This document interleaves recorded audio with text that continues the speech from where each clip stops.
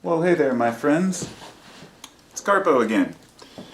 Today I'd like to talk a little bit about authentic writing and authentic illustrations as far as getting the feel for being in there with the art. I guess the reason I'm making this, as I sit down with my tools of the trade, which I have a light behind me. A light's always important to get good lighting, but I also have my cup of coffee here,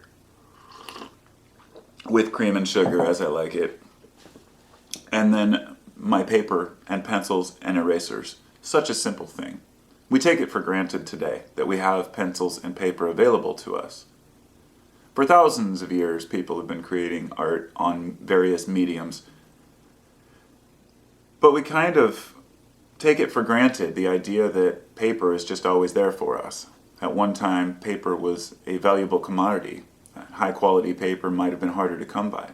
In other words, to compare it to the modern day, when I was a kid and I bought a roll of film and I went to take pictures, I made sure that those pictures were good ones because I didn't want to waste my time snapping away on every little thing I saw. I'm not going to take pictures of my food or bad selfies. But that's what we do today because there are so many cameras out there that we can take pictures of anything and everything, and we do. And it drowns out the good, those gems out there. But it also brings a lot more to light. But what I'd like to say is that, I have a paint program on my computer, and I have one of those pads with the digital pens that you can draw to do graphics. I'm not that good at it, but, and I also have, of course, a Word program to write out my blogs and books and papers. And when I get flowing on a keyboard, I definitely feel like I can get into my groove. I get into a flow state. But there's something different about writing things by hand. Anytime I write music or poems or short stories, I always write them by hand. And it's because I feel like putting your hand to paper,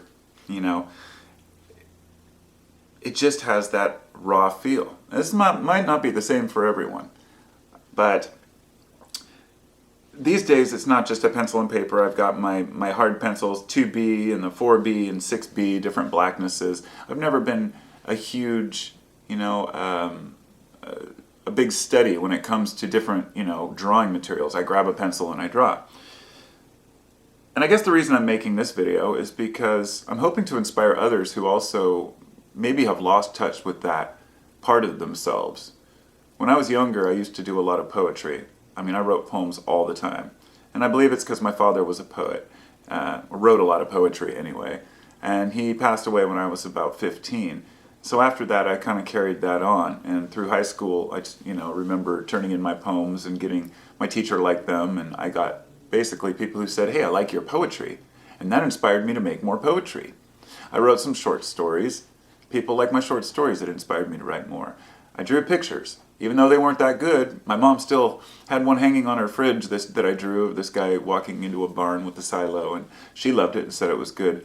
Every little positive piece that you get when somebody says, oh, that's good, you should work on that, it makes you want to do it. It makes you want to improve on it.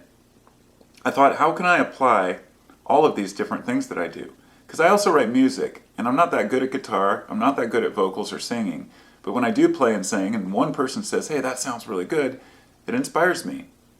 And I know a lot of people don't get that inspiration because they don't get the positive reinforcement that they need.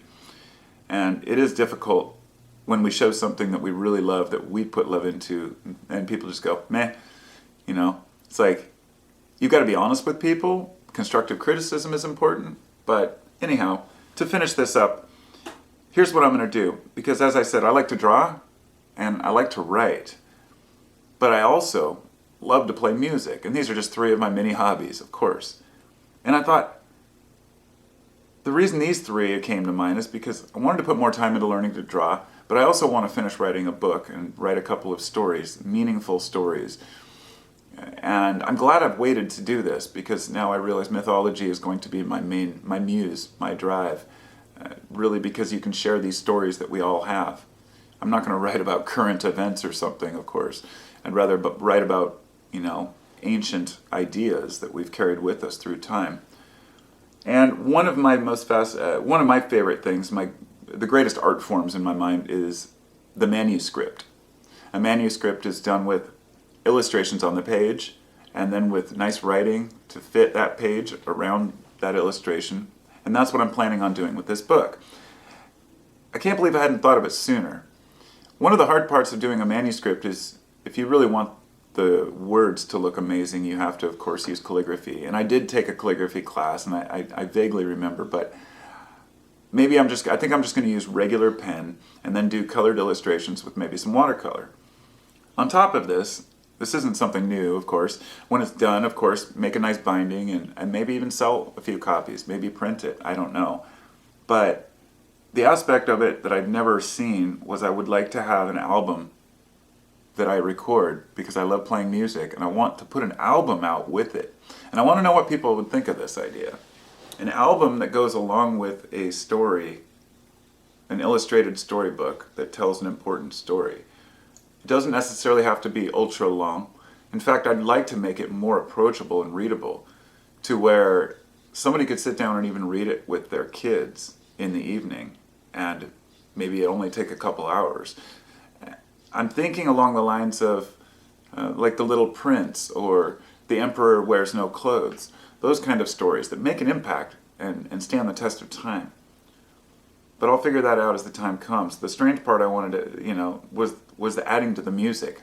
What if there was a soundtrack that was designed to be played in the background of the book, to where, there would be so many chapters, and at the beginning of each chapter, a certain song plays along in the background for at least just part of the chapter. I haven't figured out how to approach that or make it work. It'd be like those books that you open up and they have the little things in there that sing or, play music.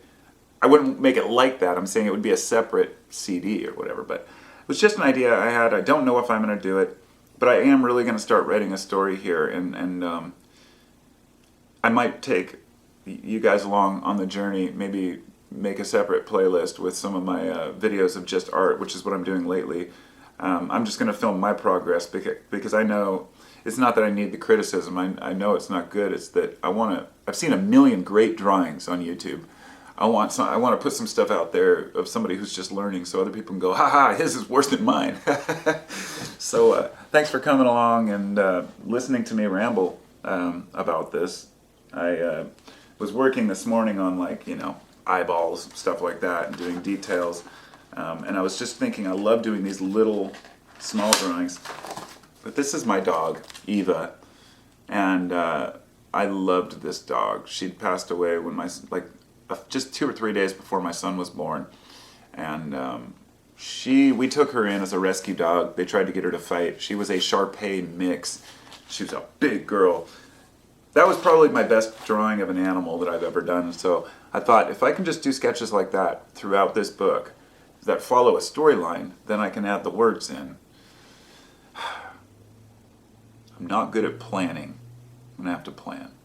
Talk to you later. Peace.